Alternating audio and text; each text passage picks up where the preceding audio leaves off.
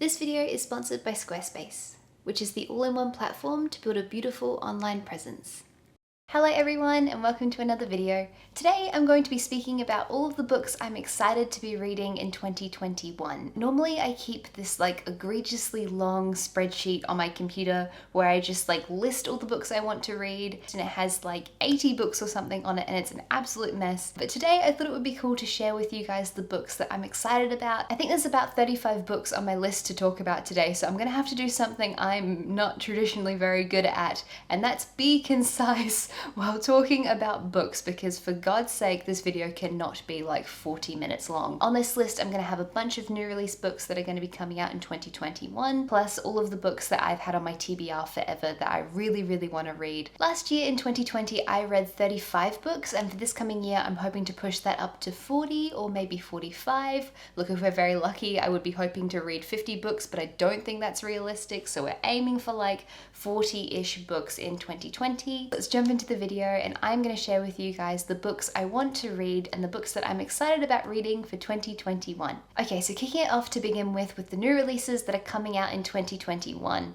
Obviously all of these dates are subject to change given the world and the climate of publishing and all of the things. The very first one I wanted to talk about is by Kazuo Ishiguro. His new book is called Clara and the Sun. For those of you who have watched a lot of my videos, you will know that I absolutely love Kazuo Ishiguro. I love Never Let Me Go. It's one of my favorite books ever. This book is coming out in March and it wouldn't really matter what the synopsis of the book is. Look, I probably would have just wanted to read it anyway, but this looks like a science fiction novel, and it is about a girl called Clara who is an artificial friend. She has great observational qualities and she is in this shop and she's waiting to be chosen by one of the customers. The next book is called Great Circle by Maggie Shipstead. This book is due out in May. It's about a female aviator who's determined to chart her own course in life, who actually disappears, I believe, when she's flying over Antarctica, and then the woman 100 years later who is an actress who is cast to play her. So I really liked the premise of the juxtaposition of these two time periods. Aviation I think is really cool. I find Amelia Earhart really interesting, and I just sort of thought this was a really cool premise for a book. The next one is Witches Steeped in Gold by Rhiannon Smart. This particular book is due in April and it's about two rival witches who have to come together over a combined enemy. Apparently there's a lot of cat and mouse type story going on. Supposedly it's like Killing Eve in the plot. I haven't watched Killing Eve, but I do really want to watch it because Sandra Oh is just Christina Yang and absolutely amazing. Regardless, that is getting off topic. This is supposed to be a Jamaican-inspired fantasy, which is not something I've ever read before. I think that sounds really cool. This book is a YA and I'm really excited to read it. The next book is actually the new release that I am the most excited about in 2020. I just think the premise sounds absolutely amazing and I can't wait to read it. And it is The Chosen and the Beautiful by Ni Vo. This book is set to come out in June and it is a queer Asian American reimagining of The Great Gatsby. It's also a fantasy book. The way the premise is written on Goodreads is just amazing. We don't have time in this video for me to go in depth on every book, but I'm just picturing this world of glitz and glamour and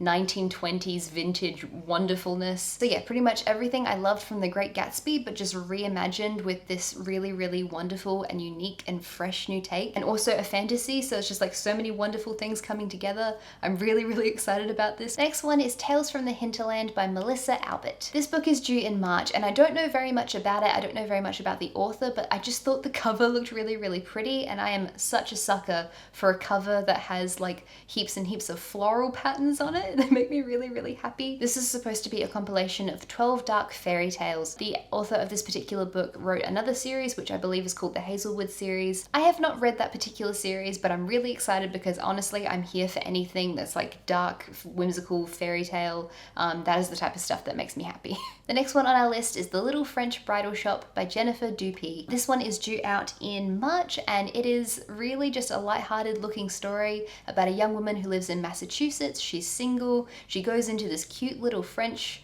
I almost said barbershop, no, it's a bridal shop, and then comes out accidentally with the whole town now planning her wedding, and it's just a debacle. There's a breakdown in communication, there's an old love interest who finds out, there's all this drama. Really I don't read a lot of contemporary books like this. I never read romances. It's just not a genre I've really delved into. And when I was scrolling through and doing my research for this video, I saw this book and I thought it looked cute and I put it on the list because I thought it looked really sweet. To be fair, at first I thought it was going to be set in France. It's not. It's set in Massachusetts, but that is fine. Yes, it looked cute. I just wanted to chuck it on the list. The next one is The Lost Apothecary by Sarah Penner. This one has a really cool, dark, gothic sort of premise to it, and I really like it. This book is due to come out in March, and it is about an apothecary who secretly dispenses poison to women to help liberate them from the men who have wronged them. I don't think the women are getting poisoned here. I think the women are poisoning the men, but I believe that this is a sort of like underground situation that sounds very cool and magical and interesting. I'm hoping it's very gothic and dark like this. It sounds very cool. The cover looks really pretty. I'm here for it and I'm excited to read it. The next one is called The Memory Theatre by Karen Tidbeck. This one is due to come out in February, and it is set in a world that's parallel to ours, where only the youthful age, and this process for the young people is like really excruciating and torturous. They're in this garden where they're serving all of these older people who are living in affluence, and they don't change while the children and the youthful are suffering. There's two main characters here called Dora and Thistle who go on an adventure to run away from their youth. It sounds cool, it sounds creepy and a little bit dark, and I'm quite excited to read this one. And then the last book I have to talk about today is called For the Wolf by Hannah Witten. This book is due to be published in June, and it is a gothic retelling of Little Red Riding Hood. So immediately that already makes me so incredibly happy. But yes, the high level premise here is that a young woman must be sacrificed to the wolf in the Winterwood in order to save her kingdom. However, it doesn't quite go to plan, and there's apparently more dangerous things in the Wilderwood than just the wolf that's sort of stalking the trees. It sounds cool and gothic and fairy tale-esque and is everything I want to read in a book. And yeah, those are all the new releases that I'm really excited to be reading in 2021. Before we jump into the next category, I just wanted to thank the sponsor of this video, which is Squarespace. Squarespace is a website builder that allows people to create really beautiful websites with ease. A lot of you guys know by now that I built my website through Squarespace, and I loved how much control I had over the design and how easy it was to set everything up and make it look aesthetically pleasing. Squarespace has powerful blogging tools which make it easy to show off your work and connect with the people who are interested in the things that you make. I also love that Squarespace offers in-depth analytics tools which further help you to understand the people who are visiting your website. If you're looking to make a website, head to squarespace.com for a free trial.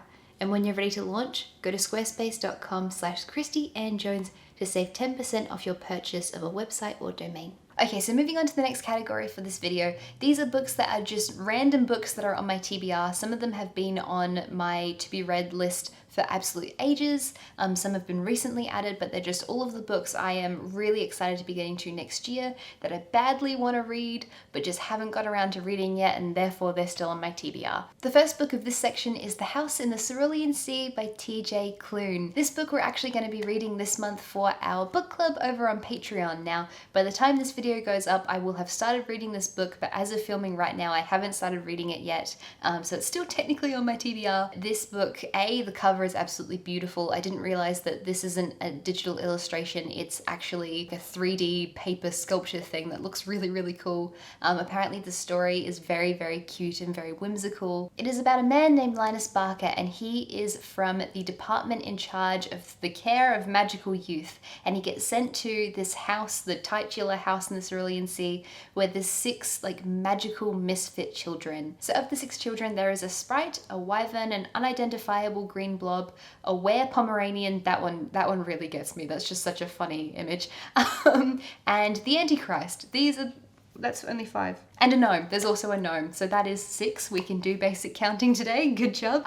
Those are the children who are supposedly living in this house. Apparently, yes, it's just very whimsical and fun. I can't wait to read it, and I'm so excited to dive into it and get started. The next 2 books on this list are sort of in a category of their own. Mostly I want to read them because they fit into everyone's recommendations for dark academia books. I really want to read these 2 books, and they are The Secret History by Donna Tartt and A Little Life by Hanya Yanagihara. TBR. Yes, I've heard absolutely amazing things about both of these books. The Secret History follows a group of college students who are at an elite New England college as they slip from obsession into corruption, betrayal, and finally evil. It sounds like kind of delightfully dark. And then A Little Life is about 4 college classmates who move to New York. It's then set over a period of very many years, and their relationships deepen and darken. Again, these two books are often compared to each other. They're thought to both really comfortably sit in the dark academia category. Oh, okay, so I just had to go run out and grab this book because it wouldn't be a Christie book video if I didn't like actively forget a really important book. And this book is The Bear and the Nightingale by Catherine Arden. This is a book that I was given by my boyfriend's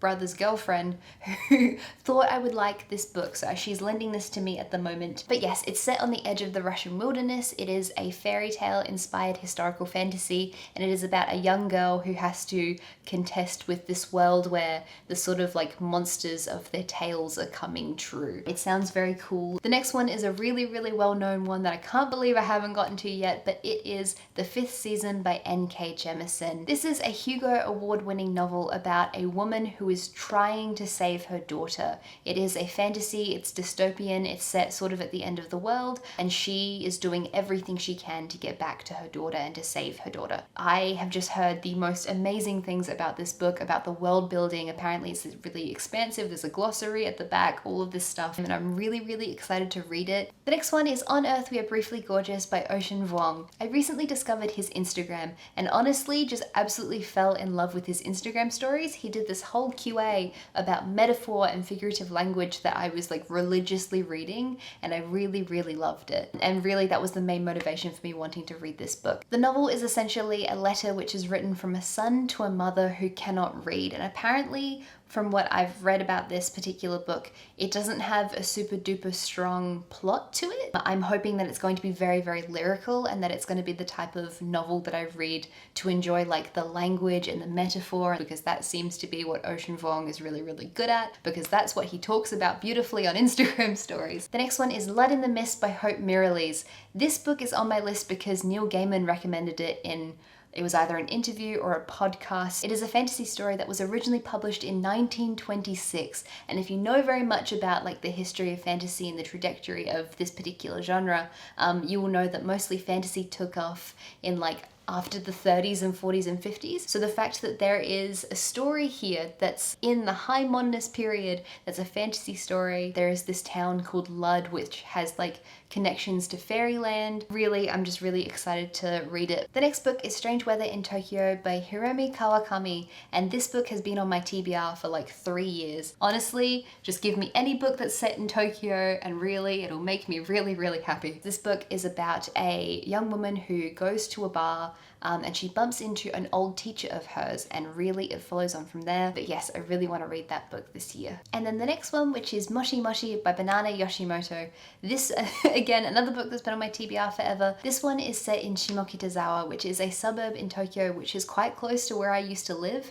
Again, that's another motivator for me wanting to read this book. This suburb is really, really hip. There's a lot of like coffee shops and like old record stores. Really, if hipsters were still a thing, this would be like hipster Tokyo. Quite well known for being trendy, and now it's like really over touristed because all of the tourists go there. So like, yeah, anyway. This book is set there, and it's about a young woman whose father dies in a suicide pact with a stranger out in a forest. In like grieving, this like young woman and her mother move into an apartment in Shimokitazawa. The young woman is very haunted by nightmares of her father who keeps trying to call her, and it makes her wonder if maybe he's trying to contact her from beyond the grave. The next one on our list is Forest of a Thousand Lanterns by Julie C. Dow, and this is another book that was given to me by a friend. What she really liked about this book is that she felt that there was no real like hero in this story, and she found that really interesting. The premise of this book is that it's an East Asian fantasy, which is a reimagining of the Evil Queen legend. And then the last book of this particular category is called Like Water for Chocolate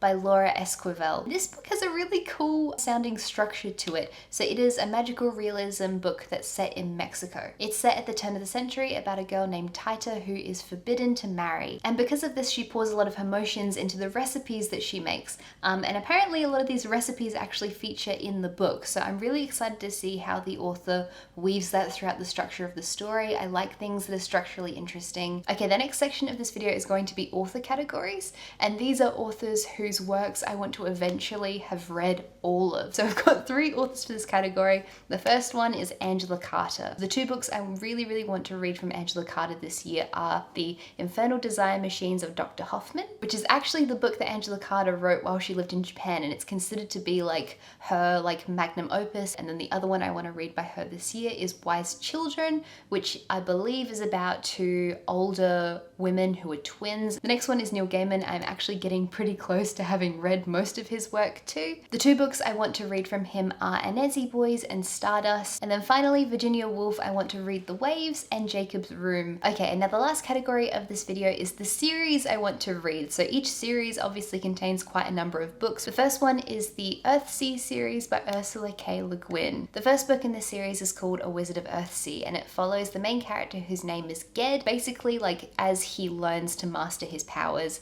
and becomes a powerful wizard. And it's like very influential within the genre, and I really want to read it. Speaking of which, the next fantasy series I desperately want to get to this year is The Lord of the Rings.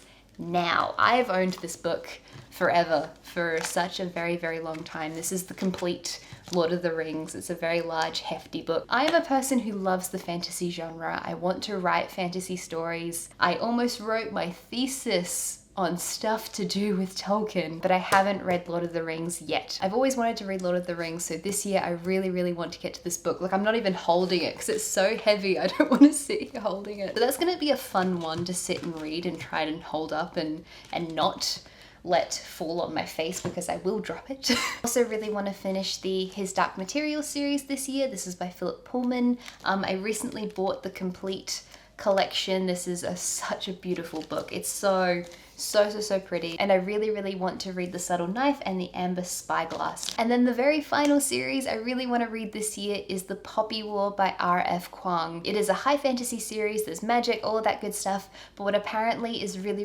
remarkable about this series is how it handles war and how realistically it handles particularly scenes of war. I know that there's a scene in the first book that very much drew from the Rape of Nanking, so I find that really interesting that R.F. Kuang really drew from real life. So yes, I'm really excited to read that book. I'm excited to see how gritty and real it is. I haven't really read a fantasy book that's really like dark and gritty in quite a while. So yes, that was the very last book on my TBR of books I'm really excited to be reading in 2021. I hope you guys found some books that you also want to put on your TBR. This isn't even my complete TBR. There's like, on that spreadsheet, there's like another flipping 30 books. I didn't even get to my non-fiction books I want to read, but this video is long enough and this is where we need to stop this now, so that this is fine. Let me know what books are on your TBR in the comments down below. I hope you guys enjoyed this video. Take care, and I will see you next time. Bye bye.